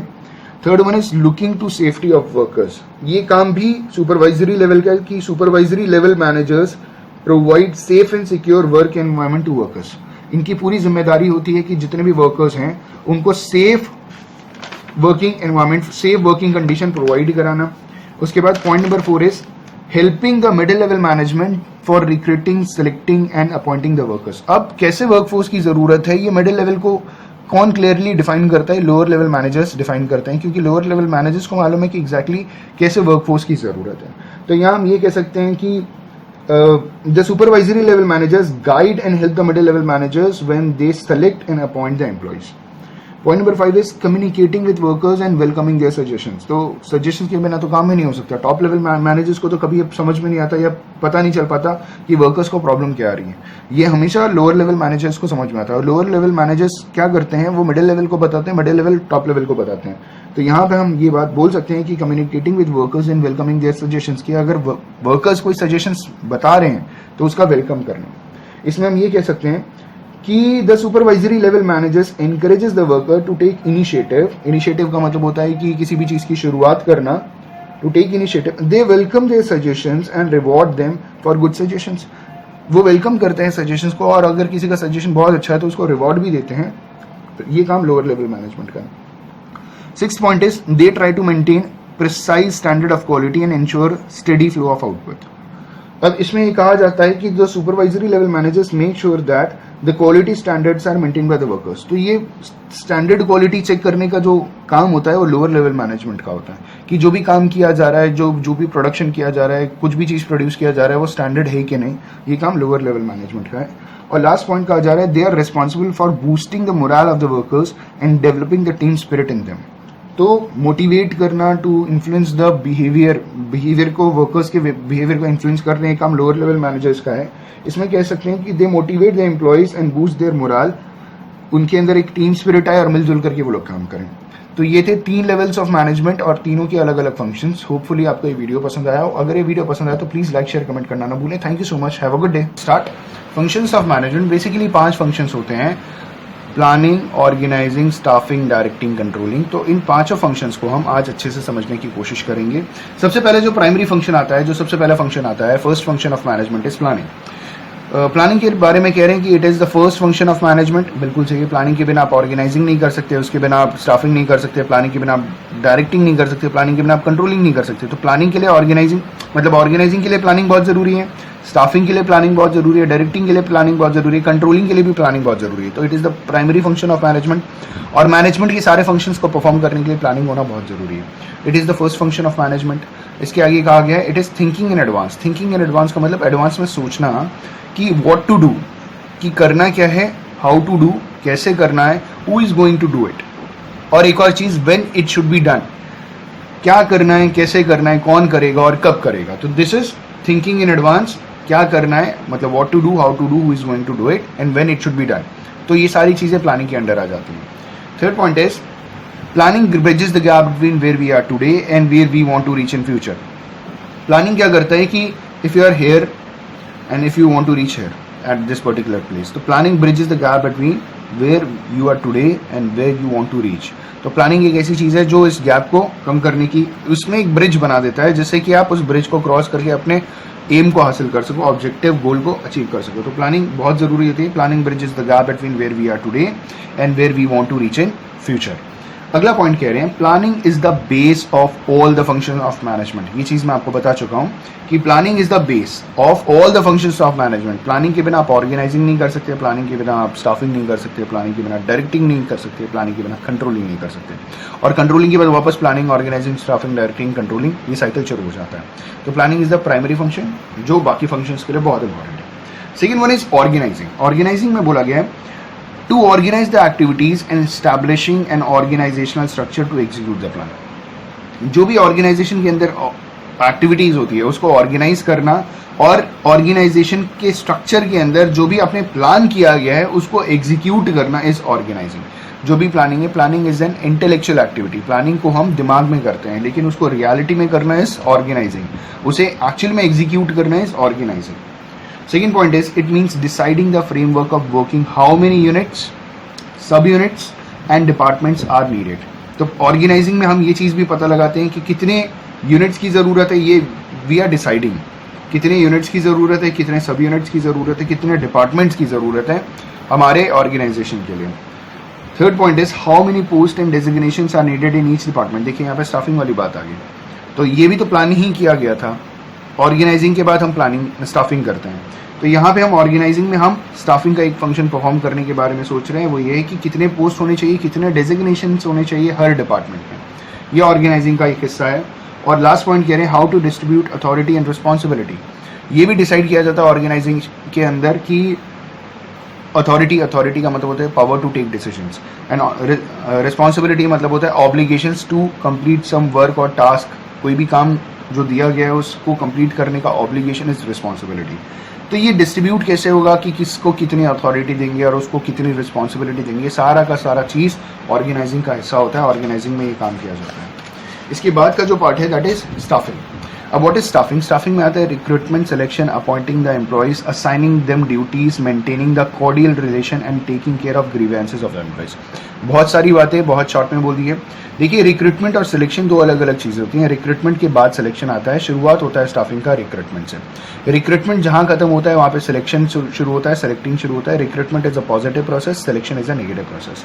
तो स्टाफिंग में की शुरुआत रिक्रूटमेंट से होती है, उसके बाद सिलेक्शन पे जाते हैं, और सिलेक्शन के बाद अपॉइंटिंग द एम्प्लॉयज़ को अपॉइंट किया जाता है, उनको ड्यूटीज असाइन की जाती है कि आपको क्या काम करना है, कैसे काम करना है, आपका जॉब क्या होगा। मेंटेनिंग अ कॉर्डियल रिलेशंस, जो भी लोग काम कर रहे हैं उनके बीच में एक हार्मनी वाला एक रिलेशनशिप होना चाहिए, एक्सेप्टेंस होना चाहिए, एक दूसरे को एक्सेप्ट करें। And taking care of grievances of employees, अगर किसी भी एम्प्लॉयज़ को कोई ग्रीवेंस है, कोई कंप्लेन है, कोई शिकायत है, कोई प्रॉब्लम है, तो उसकी भी देखभाल करना ये स्टाफिंग का काम होता है।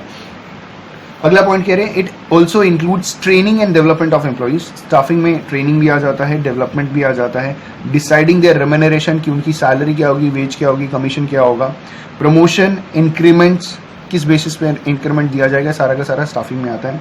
Evaluation and maintaining the personal records of the employees, जो भी एम्प्लॉयज़ हैं उनका पर्सनल रिकॉर्ड इवैल्यूएट करना है और उसको मेंटेन करना है, और उस बेसिस पे उनको प्रमोशन, इंक्रीमेंट, रेम्यूनरेशन प्रोवाइड कराना है। तो ये सारा का सारा काम स्टाफिंग के पार्ट में है। फिर आता है डायरेक्टिंग। डायरेक्टिंग का मतलब होता है टू गिव डायरेक्शंस, कि कैसे काम करना है, आप कैसे काम करोगे। Directing means giving directions and instructions for motivating employees. तो एम्प्लॉयज़ को मोटिवेट करने के लिए डायरेक्शंस दिया जाता है, इंस्ट्रक्शंस दिया जाता है, जिससे एम्प्लॉयज़ मोटिवेट होते हैं और इफेक्टिवली एफिशिएंटली काम करते हैं। डायरेक्टिंग में दूसरी बात बोली गई है कि supervising the activities of employees, communicating with them. Supervise किया जाता है, जितने भी एम्प्लॉयज़ काम कर रहे होते हैं उनसे कम्युनिकेट किया जाता है, उनके जितने भी एम्प्लॉयज़ हैं उनको सुपरवाइज किया जाता है। सुपरवाइज का मतलब होता है क्लोजली मॉनिटर करना, ध्यान से सुपरवाइज करना, उनको गाइड करना, उनको लीड करना, उनको हेल्प करना, उनको डायरेक्शंस देना है। सारा का सारा काम डायरेक्शन का होता है कि अगर कोई एम्प्लॉय इफेक्टिवली एफिशिएंटली काम नहीं कर रहा है तो उनको सुपरवाइज करेंगे और उन्हें मोटिवेट करेंगे कि वो और अच्छी तरीके से काम कर सकें। डायरेक्टिंग का थर्ड फंक्शन है managers act as a leaders and guide them to right directions. तो मैनेजर्स एक तरीके से लीडर की तरह काम करते हैं और जितने भी एम्प्लॉयज़ हैं, जितने भी वर्कर्स हैं, जितने भी सबऑर्डिनेट्स हैं, उनको वो सही डायरेक्शन में गाइड करते हैं कि आप इस बेसिस पे आप काम करो। मैनेजर्स हमेशा एक्सपीरियंस लोग होते हैं जो सिखाते हैं। Last one is controlling. अब कंट्रोलिंग की अगर हम बात करें तो कंट्रोलिंग में कहा जा रहा है this is the last function of managers. Management का ये बेसिकली लास्ट फंक्शन नहीं कंसिडर कर सकते क्योंकि मैनेजमेंट एक पूरा का पूरा साइकिल है।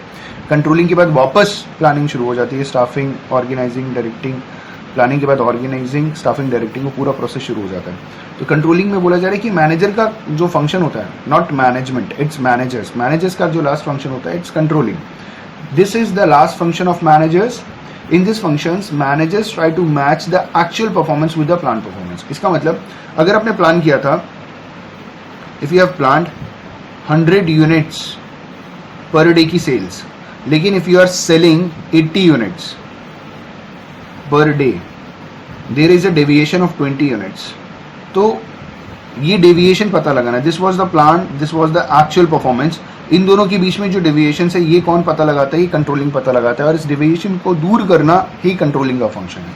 तो in this functions manager try to match the actual performance with the plan performance, actual performance with the plan performance, और अगर कोई डेविएशन आएगा and if there is no match between them, then the managers try to find out the reason of deviations and suggest the corrective measures to come on the path of plans. तो अगर यहाँ पे deviation है, अगर कोई deviation नहीं होता तो कोई बात नहीं, इट्स वेरी गुड, लेकिन अगर डेविएशन आता है तो मैनेजर्स क्या करेंगे, करेक्टिव मेजर्स बताएंगे और सही रास्ते पे लाने की कोशिश करेंगे, वो सही तरीका बताएंगे कि कैसे अपने टारगेट को अचीव किया जा सकता है। ये कंट्रोलिंग का पार्ट होता है। लास्ट पार्ट जो बोला गया कंट्रोलिंग में वो है controlling function refers to all the performance measurement and follow up actions that keep the actual performance on the path of plan.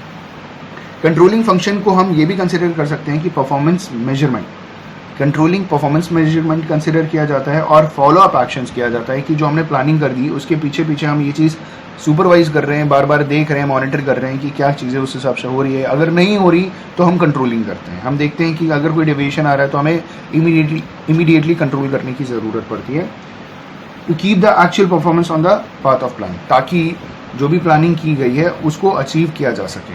तो ये था मैनेजमेंट के फंक्शंस, जिसमें planning, organising, staffing, directing, controlling. जो टॉपिक है वो है coordination, the essence of management. तो जो टर्म एसेंस है इसका मतलब क्या होता है?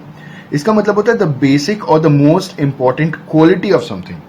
तो कोऑर्डिनेशन जो है वो मैनेजमेंट की सबसे इंपॉर्टेंट क्वालिटी है। मैनेजमेंट बिना कोऑर्डिनेशन के काम नहीं कर सकता। इसको अच्छे से समझने के लिए आइए इसको डिटेल में जानते हैं। सबसे पहली चीज coordination, it is also known as essence of management. Coordination can be defined as synchronization of efforts from one standpoint of time and the sequence of execution। इसका मतलब क्या हुआ? इसका मतलब हम ये कह सकते हैं कि at a point of time से जितने भी लोग ऑर्गेनाइजेशन में काम कर रहे हैं उनके एफर्ट्स का सिंक्रोनाइजेशन और उसके साथ साथ sequence of execution for the achievement of organisational goals and objectives के लिए और कोऑर्डिनेशन का होना बहुत जरूरी है। अब कोऑर्डिनेशन को सिंपल भाषा में ये भी कह सकते हैं कि coordination is the synchronisation of individuals efforts towards the achievement of organisational goals and objectives. तो ऑर्गेनाइजेशन के अंदर जितने भी इंडिविजुअल्स काम कर रहे हैं उनका एफर्ट इस वे में उसको हम कोऑर्डिनेट करें ताकि ऑर्गेनाइजेशन का गोल और ऑब्जेक्टिव अचीव हो जाए। साधारण से शब्दों में, in simple words, coordination means bringing together the activities and the resources of organization and bringing harmony in them। Harmony word का मतलब हमने आपको बताया था पिछले वीडियो में, इट इज एक्सेप्टेंस। सिंपल शब्दों में कह सकते हैं कि कोऑर्डिनेशन का मतलब होता है bringing together the activities and the resources of organisation. जो भी ऑर्गेनाइजेशन के रिसोर्सेज हैं और उनमें जो भी एक्टिविटीज हैं उन सबको क्या करना, साथ में लेकर के आना और उसके साथ साथ इनके बीच में एक हार्मनी, एक्सेप्टेबिलिटी को स्थापित करना is coordination. Coordination the essence of management को और अच्छे से समझते हैं। Coordination brings unity of action and integrates different activities of organisation. Coordination, जो भी लोग काम कर रहे हैं ऑर्गेनाइजेशन के अंदर, जो भी ह्यूमन रिसोर्स काम कर रहा है ऑर्गेनाइजेशन के अंदर, उनके बीच में यूनिटी लेकर के आते हैं और इंटीग्रेट करते हैं अलग अलग एक्टिविटीज को, एकजुट करते हैं ताकि ऑर्गेनाइजेशनल गोल अचीव हो सके। सब लोग मिलकर के एक डायरेक्शन में काम करेंगे तभी ऑर्गेनाइजेशनल गोल अचीव हो पाएगा। Coordination is considered as the essence of management because of the following reasons. तो कोऑर्डिनेशन को हम एसेंस ऑफ मैनेजमेंट इसलिए कहते हैं, जो रीजंस इस हिसाब से हैं। सबसे पहले है coordination is needed to perform all the functions of management. अब all the functions of management में क्या क्या चीजें आती हैं? Planning, organising, staffing, directing, controlling. अगर मैं बात करूं प्लानिंग की, तो प्लानिंग के लिए हम कह सकते हैं कि in planning coordination is required between the main plans and supportive plans of different departments. तो प्लानिंग में हम ये कंसिडर कर सकते हैं कि कोऑर्डिनेशन मेन प्लान्स और सपोर्टिव प्लान्स के बीच में, जो अलग अलग डिपार्टमेंट्स के मेन प्लान्स और सपोर्टिव प्लान्स के बीच में कोऑर्डिनेशन होना बहुत जरूरी है। ऑर्गेनाइजिंग के बारे में अगर मैं बात करूं तो इन organising coordination is required between different resources of an organization and also between authority, responsibility and accountability। तो ऑर्गेनाइजिंग का मतलब इन्होंने बोला है कि जहां पे कोऑर्डिनेशन की रिक्वायरमेंट है ऑर्गेनाइजेशन के अंदर, दैट इज कि जो भी आपके पास रिसोर्सेज हैं उन रिसोर्सेज में कोऑर्डिनेशन होना बहुत जरूरी है और साथ ही साथ अथॉरिटी, रिस्पॉन्सिबिलिटी और अकाउंटेबिलिटी के बीच में भी कोऑर्डिनेशन होना बहुत जरूरी है। अथॉरिटी का मतलब power to take decisions, responsibility का मतलब obligations to do some task और जॉब, अकाउंटेबिलिटी का मतलब होता है आंसरेबिलिटी। अगर आपको अथॉरिटी मिला है, रिस्पॉन्सिबिलिटी मिला है तो आंसरेबिलिटी भी आपकी बनती है। इन सारी चीजों के बीच में कोऑर्डिनेशन होना बहुत जरूरी है। अगला है स्टाफिंग। स्टाफिंग में कोऑर्डिनेशन के लिए कह सकते हैं कि in staffing coordination is required between skills of a person and job assigned to him, between efficiency and compensation। अब यहाँ पे जो भी जॉब असाइन किया गया है वो स्किल के बेसिस के ऊपर, और जिसकी जितना ज्यादा स्किल होगी उसको उतना ज्यादा कॉम्पनसेशन मिलेगा, रेम्यूनरेशन मिलेगा। इसके बीच में कोऑर्डिनेशन, दो वर्कर्स हैं, एक बड़े लेवल पे काम कर रहा है, एक छोटे लेवल पे काम कर रहा है। जो वर्क फोर्स है वो भी 2 पार्ट में डिवाइडेड है।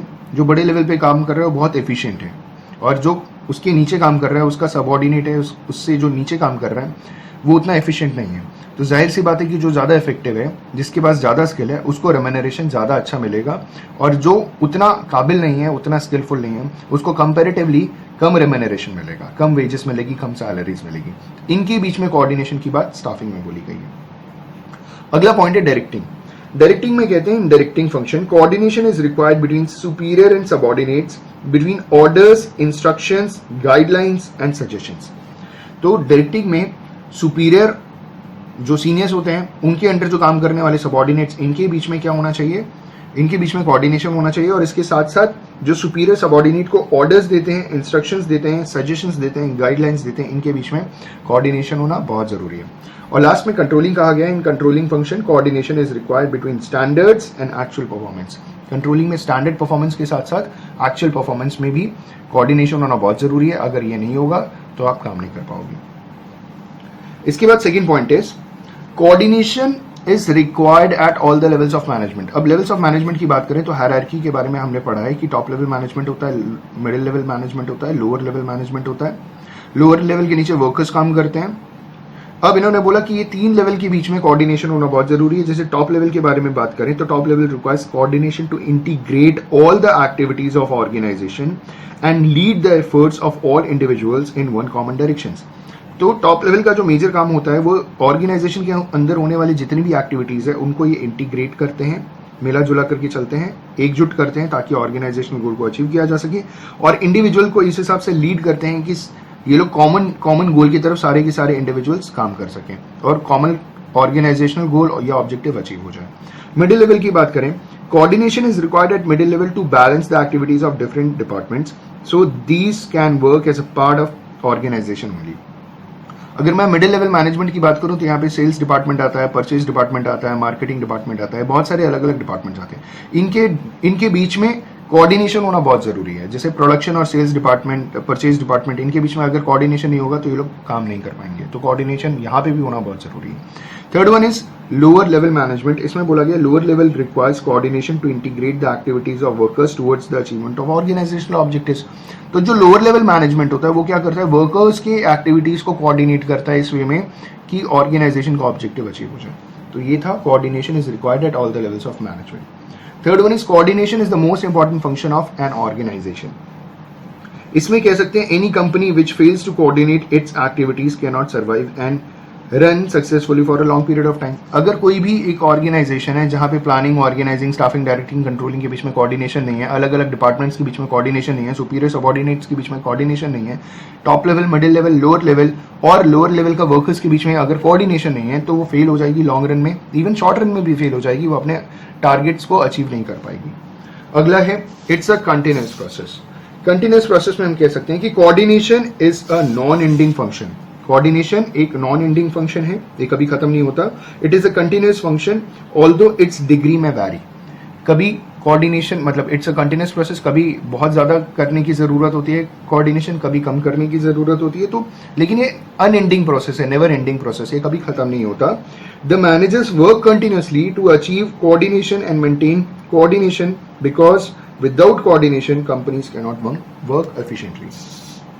अगला जो पॉइंट है इट इज ग्रुप एफर्ट। अब ग्रुप एफर्ट में हम कह सकते हैं the concept of coordination always applies to group effort. जो कॉन्सेप्ट है कोऑर्डिनेशन का वो ग्रुप के लिए ही है बेसिकली बना हुआ,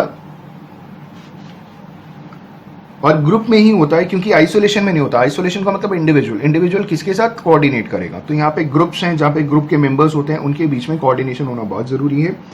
There is no need for coordination when only single individual is working. The need for orderliness, integration arises only when there are more individuals working in different organization, and these different individuals working in different organizations in different departments belongs to different backgrounds. There is a need, their style of working is different, and there is a need to synchronize their efforts for the achievement of organizational goal। इसीलिए coordination group effort है और group के लोगों के लिए ही applicable होता है, individual के लिए एप्लीकेबल नहीं होता, क्योंकि अलग अलग ग्रुप के लोग, अलग अलग बैकग्राउंड के लोग अलग अलग डिपार्टमेंट में काम करते हैं और सेम डिपार्टमेंट में भी अगर काम करेंगे तो उनके बीच में कोऑर्डिनेशन होना बहुत जरूरी है। अगर कोऑर्डिनेशन नहीं होगा तो ऑर्गेनाइजेशनल गोल ऑब्जेक्टिव अचीव नहीं हो पाएगा। अगला है group efforts, sorry it's unity of efforts.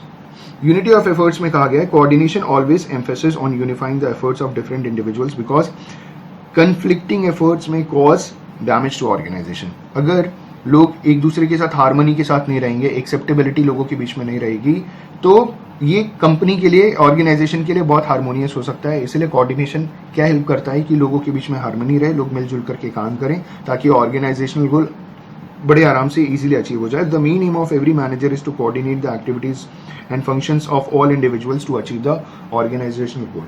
तो ये था हमारा यूनिटी ऑफ एफर्ट। अगला है common purpose. To achieve common goal, it is must that common goal or purpose must be communicated to all the employees very clearly so that everyone tries to contribute his efforts to achieve this common goal.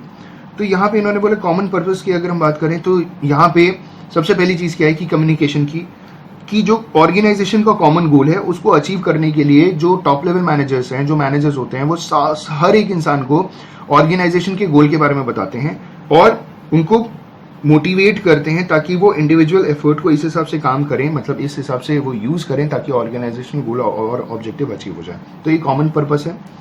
अगला है coordination is pervasive function. Coordination is a universal function, it is required at all levels in all the departments and to perform all the functions due to interdependence of various activities on each other. तो coordination होना बहुत जरूरी है। जैसे अलग अलग departments हैं, अलग अलग फंक्शंस हैं, मैनेजमेंट के अलग अलग लेवल्स हैं, तो कोऑर्डिनेशन परवेसिव फंक्शन है, हर लेवल पे चाहिए, हर फंक्शन के लिए चाहिए, हर एक डिपार्टमेंट के लिए चाहिए, इंटर डिपार्टमेंट, इंट्रा डिपार्टमेंट के लिए चाहिए, हर एक इंडिविजुअल के लिए कोऑर्डिनेशन करना बहुत जरूरी है ताकि ऑर्गेनाइजेशनल गोल अचीव किया जा सके। तो it's a pervasive function, universal function है, हर जगह एप्लीकेबल है। Last one is coordination is a deliberate function. इसका मतलब क्या होता है? Every manager tries to coordinate the activities of organization to avoid confusion and chaos. हर एक मैनेजर की पूरी कोशिश ये रहती है कि ऑर्गेनाइजेशन के गोल ऑब्जेक्ट, मतलब ऑर्गेनाइजेशन के जो भी एक्टिविटीज है वो इस हिसाब से काम करे जहां पे कंफ्यूजन को, क्योस का मतलब मिसमैनेजमेंट या डिसऑर्डरलीनेस, जहां डिसऑर्डर चीजें होती हैं वो कम से कम हो या न के बराबर हो। Without coordination efforts of individuals can not be united and integrated. That is why while performing various activities in the organisation managers deliberately perform coordination function. सारे के सारे फंक्शंस परफॉर्म करने के time, planning, organising, staffing, directing, controlling, ये सारे के सारे functions perform करने के टाइम मैनेजर्स डेलिबरेटली कोऑर्डिनेशन का फंक्शन परफॉर्म करते हैं ताकि सारी चीजें इस हिसाब से काम करें ताकि ऑर्गेनाइजेशनल गोल और ऑब्जेक्टिव अचीव हो जाए।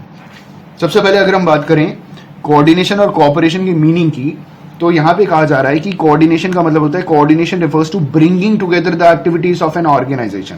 कोऑर्डिनेशन का मतलब होता है कि जितने भी एक्टिविटीज ऑर्गेनाइजेशन के अंदर हो रही है उसको एक साथ करना, चाहे वो डिपार्टमेंट की एक्टिविटीज हो, चाहे वो इंडिविजुअल की एक्टिविटीज हो, सब मिलजुल करके काम करेंगे। मतलब it is a kind of a synchronisation of individuals interest towards the achievement of organisational goals और ऑब्जेक्टिव्स, उसे हम कोऑर्डिनेशन कहते हैं। कोऑपरेशन वॉलंटरी होता है, आप जबरदस्ती करवा नहीं सकते। Cooperation refers to voluntary effort of individuals to work together and help each other. तो ये जो कोऑपरेशन है वो अंदर से आता है, आपकी मर्जी है किसी की हेल्प करना, आप जाकर के हेल्प कर दोगे। It is a kind of a helping behaviour. Coordination helping नहीं होता, पहले अपना काम खत्म कीजिए फिर जाके कोऑपरेट कीजिए। और कोऑर्डिनेशन में कहीं ना कहीं कोऑपरेशन होता ही है कि आप अपना काम कंप्लीट करेंगे तो दूसरा आगे अपना काम कंप्लीट कर पाएगा। तो ये था कोऑर्डिनेशन और कोऑपरेशन का मतलब। नेचर की अगर हम बात करें तो coordination is conscious and deliberate function of managers. तो कोऑर्डिनेशन मैनेजर का जो फंक्शन है वो है, मैनेजर्स हमेशा कोशिश करते हैं कि सारी चीजों के बीच में कोऑर्डिनेशन, प्रॉपर कोऑर्डिनेशन रहे, लेकिन कोऑपरेशन नहीं हो सकता। It is a voluntary effort of employees. उनकी मर्जी है, मर्जी के आप उनकी मर्जी को कंट्रोल नहीं कर सकते हैं। उनकी मर्जी करेगी तो काम करेंगे, नहीं करेगी तो नहीं करेंगे, जाओ। अगला इंटरडिपेंडेंस की अगर हम बात करें, कोऑर्डिनेशन में बोला जा रहा है कि coordination is interdependent upon cooperation as it is incomplete without it. तो कोऑर्डिनेशन कहा जा रहा है कि वो कोऑपरेशन के ऊपर डिपेंड करता है क्योंकि कोऑर्डिनेशन इसके बिना कुछ भी नहीं है। Cooperation is also dependent upon coordination as it is meaningless without it. तो कोऑपरेशन कोऑर्डिनेशन के बिना मीनिंगलेस है। एक दूसरे के ऊपर कोऑर्डिनेशन और कोऑपरेशन डिपेंडेंट है क्योंकि कोऑर्डिनेशन का पार्ट कोऑपरेशन है। कोऑपरेशन में आप अपना काम सही से कर लो, दूसरों की मदद कर लो, और मैनेजर्स भी तो कोऑपरेट करते हैं। मैनेजर्स भी तो दूसरों को हेल्प करते हैं काम करने में, वो कोऑर्डिनेट भी करवाते हैं, वो सारे डिपार्टमेंट्स को, सारे इंडिविजुअल्स को, मैनेजर्स और जितने भी वर्कर्स हैं उनके बीच में कोऑर्डिनेशन लेकर के आते हैं, सारे रिसोर्सेज में कोऑर्डिनेशन लेकर के आते हैं मैनेजर्स। प्लस वो कोऑपरेट भी करते हैं कि अगर किसी वर्कर को कोई प्रॉब्लम है तो वो कोऑपरेट भी करते हैं, अच्छा ठीक है मत करो, या हम हेल्प कर देते हैं, किसी को आपकी हेल्प के लिए भेज देते हैं। तो ये कौन करवा रहा है? ये मैनेजर्स करवा रहे हैं, और ये अपनी मर्जी से हो रहा है। मैनेजर अगर नहीं चाहेगा तो कोऑपरेशन होगा भी नहीं। रिलेशंस की अगर हम बात करें तो कोऑर्डिनेशन में बोला जा रहा है कि coordination is achieve through both formals and informal relations. Coordination formal में भी, फॉर्मली भी आप अचीव कर सकते हो, मतलब ऑर्गेनाइजेशन के अंदर जो फॉर्मल एनवायरनमेंट है उसमें भी आप अचीव कर सकते हो कोऑर्डिनेशन, और इनफॉर्मल ऑर्गेनाइजेशन में भी कोऑर्डिनेशन होता है कि आप इनफॉर्मली भी कोई काम कोऑर्डिनेट करवा के काम करवा सकते हो। कोऑपरेशन में बोल सकते हैं कि cooperation arises out of informal relations. Cooperation हमेशा इनफॉर्मल रिलेशंस, आपको कोई पसंद है, आपको कोई अच्छा लगता है तो आप बार बार उसकी हेल्प के लिए जाओगे, आपको कोई पसंद नहीं है तो आप कभी हेल्प नहीं करोगे उसकी। स्कोप की अगर हम बात करें, कोऑर्डिनेशन के लिए कह रहे हैं it includes cooperation and hence has a wider scope. तो अभी बताया कि जो कोऑर्डिनेशन है ये बहुत बड़ा है, इसके अंदर कोऑपरेशन आता है। कोऑपरेशन के लिए कहते हैं कि cooperation has a narrow scope as it is towards establishing coordination, मतलब it is a part of cooperation. Requirement की अगर हम बात करें तो रिक्वायरमेंट में बोल रहे हैं coordination is essential for achievement of organisational goal where a group of people work together. जहाँ पे जो ग्रुप है वो मिलजुल करके काम कर रहे हैं तो वहां पे कोऑर्डिनेशन बहुत जरूरी है। और कोऑपरेशन के लिए, cooperation is voluntary in nature, it arises only when people desire to work together. ये कोऑपरेशन वॉलंटरी है, इच्छा अनुसार, और ये तभी होता है जब लोग एक दूसरे की मदद करने के बारे में सोचते हैं, जब वो एक साथ काम कर रहे हैं और सोच रहे हैं कि चलो किसी की हेल्प कर दो। तो this is was the basic, या कह सकते हैं this is the basic difference between cooperation and coordination. उम्मीद है आपको वीडियो पसंद आया। वीडियो पसंद आया लाइक शेयर कमेंट करना ना भूलें। Thank you so much, have a good day.